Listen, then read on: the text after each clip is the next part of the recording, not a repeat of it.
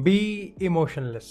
देखो सीधी सी बात है, यूनाइटेड के गेम्स के मामले में ना इमोशंस की बत्ती बनाओ और किसी और की गांड में डाल दो। देखो कोई मतलब ही नहीं है, मतलब यार सीरियसली इस पॉइंट ऑफ टाइम पे हाँ हर मैच में हम कुछ ऐसा करते थे। देखो नॉर्विच वाले गेम में भी हम लोग चूत सकते थे, बड़े भैया की कृपा थी यहाँ पर कि भाई हम लोग बच गए, वहाँ पर हैट्रिक मार दिया, वो मैच निकल गया। मतलब तुम देखो, मतलब नॉर्विच के अगेंस्ट भी हम लोग मर मर के, और मैं तुम्हें बता रहा हूँ नॉर्विच का मैं इसलिए बोल रहा हूँ क्योंकि इस पॉइंट ऑफ टाइम पे पूरे प्रीमियर लीग में मेरे को लगता है कि हमसे ज़्यादा गंदा, या फिर मैं कहूँगा गंदे फुटबॉल में ना हमको कंपटीशन सिर्फ एक नॉर्विच ही दे सकती है, और उसके अलावा सारी टीम्स कैपेबल है यूनाइटेड को हराने के लिए। मतलब सारी टीम्स, मतलब of course premier league is unpredictable, लेकिन मेरे को लगता है कि नॉर्विच को छोड़ के ना सारी टीम्स के मैनेजर कहीं ना कहीं कह सकते हैं कि हम यूनाइटेड से अच्छा फुटबॉल खेल सकते हैं, और वो इस चीज़ को कुछ हद तक प्रूव भी कर देंगे। आज का मैच ना, मतलब ये कुछ ऐसे मैचेस होते हैं ना जहां पर आप ना मैच से ज़्यादा ना अपने गिरेबान में झांकना ज़्यादा पसंद करोगे, यानी कि वो इंट्रोस्पेक्शन वाली जो गंदी फीलिंग आती है ना कि भाई वो गिल्ट मोड में चले गए। ये यूनाइटेड का ये वाला गेम ना ये गिल्ट मोड में ले जाने के लिए एक परफेक्ट प्लेटफॉर्म देता है हमको कि किस हद तक हमने बकचोदी करी है अपनी टीम के साथ, किस हद तक हम कहीं ना कहीं अलग ही अपने बहक रहे हैं, अपने ही तरीके से जा रहे हैं, अपने ही सीन चल रहा है। और लिवरपूल और सिटी जैसी टीम किस तरीके से हर सीजन में चौके पे चौका यहाँ पर मारती जा रही थी, ये परफेक्ट एग्जाम्पल था। सबसे पहले तो मोहम्मद साला का मैं पोस्ट मैच इंटरव्यू सुन रहा था मैं। उसने कहा कि यूनाइटेड ने हमारे लिए चीज़ें बहुत आसान बना दी थी। यूनाइटेड का ना मतलब यूनाइटेड हमारे डिफेंडर्स पे बॉल रखती है, यानी कि कोई प्रेसिंग नहीं है। वो कहेगा कि यूनाइटेड हमारे डिफेंडर्स पे बॉल रखने देती है, तो इसका मतलब हमारे मिडफील्ड में बहुत आराम से बॉल आती है। हमारा मिडफील्ड जो है वो बॉल इतने आराम से प्रोग्रेस होता है, यानी कि अगेन नो प्रेस, कोई प्रेस नहीं है, यूनाइटेड पे कोई स्ट्रक्चर नहीं है। और फिर उसने ये चीज़ कहा कि देखो हमको तो सीधा गोल स्कोर करना होता है, जब हमने पहला गोल स्कोर किया तो हमारे दिमाग में दूसरी चीज़ आई कि हम दूसरा भी स्कोर कर सकते हैं, तीसरी चीज़ आई कि हम तीसरा भी स्कोर कर सकते हैं। तो कुल मिला के बात यह है कि वो ये कहना चाह रहा है कि देखो सीधी सी बात है, सामने लंड बैठे हुए हैं, है ना। मैंने भी यहाँ लिख रखा है कि टप्पू सेना की फुटबॉल एक्चुअली में यूनाइटेड की फुटबॉल से ज़्यादा बेटर है ना। तो कायदे से जो पोस्ट मैच इंटरव्यू था ना उसमें भी हमारी ली गई है। अगर इतनी ह्यूमिलिएशन ऑन द पिच काफ़ी नहीं थी तो पोस्ट मैच। अच्छा, इसके रिगार्डिंग एक चीज़ मैं और भी नोटिस कर रहा था, when was the last time जब हमारे कैप्टन साहब ने पोस्ट मैच इंटरव्यू दिया होगा। भाई प्री मैच इंटरव्यू में तो बड़ी गांडे फाड़ फाड़ के भाई साहब हमारे लगे पड़े हैं, और मेरे को गुस्सा आएगा। भाई गुस्सा आना चाहिए, कोई रिएक्शनरी कह रहा है तो कहे रिएक्शनरी, मेरे घंटा फर्क नहीं पड़ता। बहनचोद 80 मिलियन का तेरे पे प्राइस टैग है, और मैं तो कहूंगा, क्यों नहीं कहूंगा मैं, 80 मिलियन का प्राइस टैग, तेरे पे 80 मिलियन का प्राइस टैग है, तू कैप्टन आर्म बैंड लेके घूम रहा है, तूने एक भी बार कभी अपने आप को ये नहीं कहा कि मेरी परफॉर्मेंस अच्छी नहीं चल रही है। तू, तेरे को 3-4 लौंडे एक बार बू कर देते, तेरे लिए पूरी इंग्लिश नेशनल टीम आ जाती है, और मेरे को उससे भी कोई दिक्कत नहीं है। लेकिन जब तेरी बारी आती है कि तू अपनी टीम की परफॉर्मेंस को, अपने टीममेट्स को, तू तो भैंचो तब अपने टीममेट्स पे इल्जाम डाल देगा, तू कभी अपने आप पे क्रिटिसिज्म लेगा ही नहीं। तेरे लिए कैसे, मतलब वो प्लेयर वाली फीलिंग कैसे आए भाई? तू क्या कर रहा है भाई? मैं तो यही कहूँ, तू क्या रहा है भाई? तू क्यों लाइक कितना फकअप ट्रांसफर हुआ यार ये। मतलब मैं चाहता हूँ कि भाई मेरी ना भाई गंदा शक्कर पंच लगे मेरे मुंह पे, और मैगवायर एक ऐसी परफॉर्मेंस दे डाले कि मेरा मुंह बंद हो जाए, पर वो होगा ही नहीं कभी, मेरे को पता है वो होगा नहीं। ये सीजन इतना, मतलब वो जो प्री मैच इंटरव्यू इतना लंड इंटरव्यू दिया था, और मैं कह रहा हूँ पोस्ट मैच इंटरव्यू तू क्यों नहीं दे रहा भाई? फिर क्यों बांध रखा है तूने कैप्टन आर्मबैंड? बात करते हैं, अगर रांगनिक के पोस्ट मैच इंटरव्यू की बात करते हैं, रांगनिक ने कहा, और देखो कुछ हद तक सही भी कहा। मैं देखो टोटली रांगनिक को डिफेंड नहीं करूंगा, क्योंकि आई थिंक करो ना करो, गाली दो ना दो, उसका जो काम था उसने अगर नहीं भी किया होगा ना तो उसे घंटा फर्क नहीं पड़ता।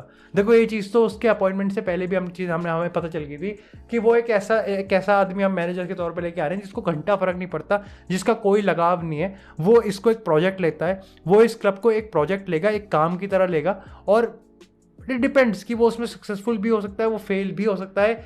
मैं ना ही उसको सक्सेसफुल क्रेडिट करूँगा और ना ही उसको फेलियर असाइन करूँगा, क्योंकि मेरे को लगता है कि उसके हाथ में ज़्यादा चीज़ थी नहीं। It was all about his tactics. मैं मानता हूँ कि उसके टैक्टिक्स सुप्रीम नहीं थे, उसके टैक्टिक्स प्रीमियर लीग में नहीं चले, लेकिन मैं ये भी मानता हूँ कि जो टैक्टिक्स पे एक्चुअली में जिन सेट ऑफ प्लेयर्स पे, देखो टैक्टिक्स पे अप्लाई करने के लिए भी तो अब मैं ये कह दूँ कि टेन हैग, एरन वन-बिसाका को जो बनाइए जरा ट्रेंट अलेक्जेंडर-आर्नोल्ड, वो बना देगा? वो कहेगा नहीं मैं तो एक्स में खुश हूँ, मेरे को माफ़ करे और I am out, I wish you all the best. लेकिन वो प्लेयर्स ही उसको नहीं मिले। तो कुल मिला के बात यहाँ पर यह है कि रांगनिक को ना वो 6 महीने काटने थे, और वो उसने काट दिए। वो उसने काट दी। ये हमारी गलती थी कि शायद से हम ही लंड आदमी थे, हमें कहीं ना कहीं ये भौकाल मचा हुआ था, हमें कहीं ना कहीं समझने में बहुत लेट हो गया कि हमारा सीज़न तो बहुत ही पहले ख़त्म हो चुका था। इस मैच में क्या था, इस मैच में शुरुआत की किक ऑफ विसल से लेके 45 मिनट तक खुद रांगनिक ने कहा है कि मतलब पहला हाफ तो आप भूल ही जाओ कि उसमें कोई हमारा फॉर्मेशन में था ही नहीं। वो कह रहा था कि देखो 5 एट द बैक, कहीं ना कहीं उसने ये चीज़ कहा कि डेफिनेटली 5 एट द बैक, उसके इनडायरेक्ट शब्द यही थे कि गेम जिंदा रहेगा तो खेला जाएगा ना। आज तुम लोग ये कह सकते हो कि सेकंड हाफ में हमारी परफॉर्मेंस अच्छी आई थी, तो क्या मतलब गेम जिंदा था ना उस पॉइंट ऑफ टाइम तक भी। फिर भी जिस हाफ में अच्छा खेले बेंचो, उसमें भी 2 कंसीड कर लिए। हालत इतनी लंड है, कम से कम इतने लंड फकीर के तरीके से खेल रहे थे हम। उसने कहा कि क्योंकि हमारे पास एक प्रॉपर सीडीएम था ही नहीं, तो कोई मतलब ही नहीं बनता था कि हम यहाँ पर एक 4 एट द बैक की फॉर्मेशन ले लें। हम 5 एट द बैक की फॉर्मेशन पे गए। पहले गोल पे माइंड यू उसने कमेंट ये किया है, पहले गोल पे उसने ये कमेंट किया है कि ये हमारे प्लान में था ही नहीं। भाई ये तो किसी होता ही नहीं है प्लान में, क्योंकि उसमें तो कोई आप कुछ कर ही नहीं सकते, वो मैनेजर की गलती नहीं है। पहला goal it was all mistake of Diego Dalot, और उसका भी कम कहूँगा, बट इट वॉज मैग्वायर। मतलब आप खुद देखो, आप इसको ऐसे देखो कि ये डैलो है, ये मैग्वायर है। अगर डैलो आगे जा रहा है तो मैग्वायर का फर्ज बनता है कि वो इधर की तरफ शिफ्ट हो, तो जिससे बाकी की जो टीम है वो भी थोड़ा इधर की तरफ शिफ्ट हो जाए। इसका मतलब, या फिर मैं कह रहा हूँ कम से कम हद से ज़्यादा अगर बहुत ही आप चुतियाप हो तो आप यहाँ तो रोक सकते हो। डैलो यहाँ है, यहाँ पर ट्रेंट भी है, यहाँ पर साला भी है, यहाँ पर मिडफील्ड भी है, 3 का ट्रायो बन गया, 3v1 की सिचुएशन बनी, डैलो का चूतिया कट गया, बॉल आगे आ गई, हमारा मैग्वायर यहाँ नहीं है, यहाँ है। मैग्वायर डैलो के बिल्कुल साइड में खड़ा, क्या कर रहा है भाई, भजिया क्या रहा है भाई तू वहाँ पर, और वहाँ पर टैकल दे रहा है। किसको दे रहा है टैकल, पागल है। मतलब फक्कअप भाई, बिल्कुल ही मतलब रंडापा खेला यार हमने सेकंड हाफ में डेफिनेटली, क्योंकि हम 5 एट द बैक से 4 एट द बैक गए तो हमारा एग्रेसिवनेस काफ़ी ज़्यादा आ गया था। हमारे एग्रेसिव थे, हम एग्रेसिव हो गए थे, मोर डायरेक्ट हो चुके थे। जेडन सैंचो को हम लिया है, सैंचो को यहाँ पर टीम में लेके आ रहा है, डेफिनेटली यहाँ पर मतलब हम बॉल को होल्ड कर रहे हैं। काफ़ी लोग, मैं देख रहा था कि फुटबॉल कम्युनिटी में इस समय जो एक इमीडिएट रिएक्शन आ रहा है ना, कुछ लोग हैं जो कि ये चीज़ कह रहे हैं कि मैग्वायर को क्यों पेश रहे हो भाई, मैग्वायर को ठीक है गाली दो, लेकिन सिर्फ मैग्वायर को क्यों।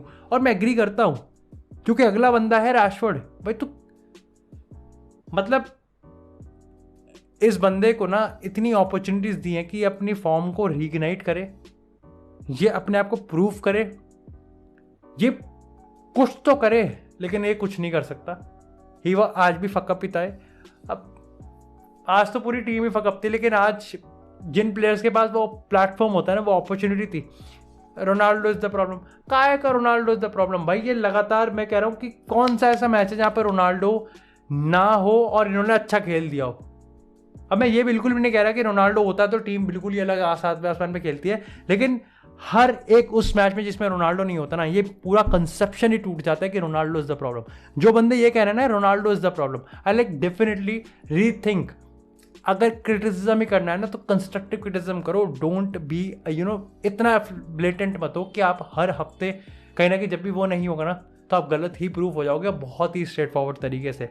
ये मैच तो शुरू होने से पहले ही खत्म हो गया, और सही बताओ इस मैच में एक्चुअली बात करने का कुछ है ही नहीं। मैं अगर इसके आगे भी जाऊँ ना तो उसमें भी नहीं होगा। इस समय सबसे बड़ा सवाल ये था कि ये match actually top 4 versus title race था।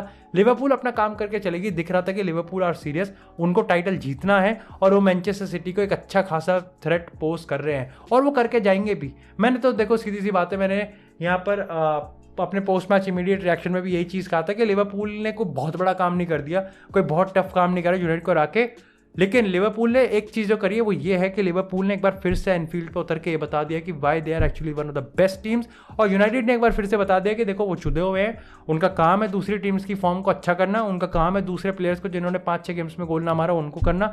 Athletic is the prime example, Watford is the prime example, आज के गेम में साला इज द प्राइम एग्जाम्पल। कुछ नहीं कर सकते। ये टीम अगर आर्सेनल के अगेंस्ट भी चली जाएगी, आर्सेनल चाहे 3 गेम हार रही हो, लेकिन आर्सेनल का सिस्टम इलीट है। आर्सेनल का सिस्टम में कलेक्टिव एफर्ट आता है। आर्सेनल का ऐसा नहीं कि हाँ हम तो हाथ पैर फेंक रहे हैं, हमें तो नहीं पता, बस चल जाएगा तो चल जाएगी। यूनाइटेड का तो यही चलेगा। यूनाइटेड वर्सेस चेल्सी में यार थॉमस टुकल तो भरता भरा देगा इनका। इस टीम हैनिबल भाई उस बंदे कैमियो में ज्यादा एग्रेसिवनेस थी जितने हमारे सीनियर प्लेयर्स के। Bruno shit, Jesse Lingard shit, Matic एक सही प्लेयर लग रहा था, कुछ हद तक तो मेरे को फिल जोन्स भी ठीक लग रहा था। डिएगो डालो, एरन वन-बिसाका, अटैक में तो कुछ था ही नहीं हमारा, अटैक में कुछ भी नहीं था हमारे पास। सो ओवरऑल मतलब मेरे को ये लगता है कि इस कुछ अच्छा करना है ना, तो इस सीज़न तो खैर कुछ अच्छा हो नहीं सकता। अच्छा करना है ना, एरिक टेन हैग को फ्री हैंड दे दो भाई, मेरे को घंटा फर्क नहीं पड़ता कि किसने क्या उखाड़ा है इस यूनाइटेड में। देखो मैंने तो I am a die hard fan of Cristiano Ronaldo, लेकिन जब बात टीम की आती है ना, तो भाई मैं फिर लॉजिकल सोचने लग जाता हूँ। और एक भी ऐसा एपिसोड नहीं होगा जहां मैंने सिर्फ यही बात की होगी कि क्यों टेन हैग को रोनाल्डो को रखना ही रखना पड़ेगा। हर बार उसके साइड बाय साइड मैंने हमेशा ये आर्ग्यूमेंट जरूर दिए कि भाई ये भी पॉसिबिलिटीज हैं भाई, ये पॉसिबिलिटीज। तो मेरे को घंटा फर्क नहीं पड़ता कि बड़े भैया का सीन बहुत अलग है, मैं बाकी प्लेयर्स की बात कर रहा हूँ, क्योंकि बड़े भैया जब भी पिच पे होते हैं एक्चुअली में वो मेंटालिटी दिखती है, वो है। मैं तो वो चीज़ कवानी के लिए भी कह सकता हूँ, लेकिन बाकी इस प्लेयर के लिए नहीं कह सकता। तो मेरे को नहीं घंटा फर्क पड़ता कि राशफोर्ड या इनका होम ग्रोन है, मेरे को नहीं घंटा फर्क पड़ता कि मैग्वायर 80 मिलियन है। टेन हैग के पास एक फ्री हैंड होना चाहिए कि उसको अगर रीबिल्ड कह रहे हो ना, उसके कान में मच्छर की तरह गूंग रहे हो कि भाई रीबिल्ड है, तो उसका प्रॉपर मीनिंग यही है कि he should have a free hand. उसको जिसको निकालना है वो निकाल सकता है। अब आप इसको 1 सीज़न में करो, आप इसको 2 सीज़न में करो, इट वॉन्ट मैटर, क्योंकि सबको पता है कि टेन हैग पे आती है, यहाँ पे टूट नहीं पड़ोगे कि नहीं मैं चैंपियन लीग जितवा, क्योंकि वो तो खेलेंगे भी नहीं। हम लिख के ले लो तुम, हम चैंपियन लीग डिजर्व भी नहीं करते, और क्योंकि डिजर्व भी नहीं करते तो मेरे को पक्का पता है कि बाकी जो 3 टीम है ना वो खेलने भी नहीं देंगे हमें। करते हैं यार बाकी बात। अभी तो देखो सीधी सी बात है, दिमाग घूमा हुआ है, and I just want to congratulate Liverpool, क्योंकि मेरे को पता है कि यार इस एपिसोड में मैं चाहे कितना ही अनबायस्ड रिव्यू दे दूं, मैंने लिवरपूल पे कम बात करी है। मैं बस बोलना चाहूँगा Thiago has been wonderful. Thiago Alcantara prove कर रहा है कि उसका पीक ये भी पीक नहीं है, उसका पीक अभी आएगा, और वो क्लॉप के अंडर ही आएगा। वो लिवरपूल को भाई सीरियसली एक अलग, थियागो इज डिफरेंट ग्रेवी, और थियागो जब एक डिफरेंट ग्रेवी होता है तो लिवरपूल तो एक अलग ही एब्सोल्यूट बारबेक्यू एक बुफे बनता है। नेबी कीटा, मतलब मैं बता रहा हूँ Thiago Alcantara is a perfect piece of that Klopp puzzle, और उसको सब्स्टिट्यूट, उसको रिप्लेस करने के लिए नेबी कीटा अपने आप में एक बहुत ही बढ़िया प्लेयर है, उसको आप परफेक्टली रिप्लेस कर सकते हो नेबी कीटा से। साला की बात करें, उसका भाई इनफॉर्म शायद से आ सकता है, कॉन्फिडेंस वापस आ गया होगा जिस तरीके से उसने चिप किया है। ऑफकोर्स मैं यहाँ पर एक चीज़ और कहूँगा कि डेविड दे के रिगार्डिंग भी ये चीज़ था कि यस, आज भी मैंने नोटिस किया कि कुछ टाइम ऐसे थे, I am feeling sad for David de, क्योंकि इस सीज़न में को लगता है कि रोनाल्डो और डेविड दे ने ही परफॉर्म किया है, लेकिन डेविड दे यार थोड़ा सा तो प्रेशर सस्टेन कर। मतलब एलिसन 1-2 बार शायद से मेरे को लगता है कि साला मिडफील्ड में घुस गया होगा हमारी, तो थोड़ा सा तो प्रेशर सस्टेन कर भाई, तू तो एकदम बॉल आगे बाहर देता है। And first goal was actually a result of it कि जब डेविड दे ने एक्चुअली में बॉल बाहर मार दी थी। थोड़ा सा तो प्रेशर सस्टेन करना पड़ेगा, और टेन हैग करवाएगा। मतलब कोई भी मॉडर्न मैनेजर चाहेगा ही नहीं कि उसका गोलकीपर खेले ना, और एलिसन की फटती नहीं है। मैं ये नहीं कह रहा कि बिल्कुल ही एलिसन बन जा, बट थोड़ा तो और करना पड़ेगा यार, and I know he can do it and he has to do it, सीधी सी बात है।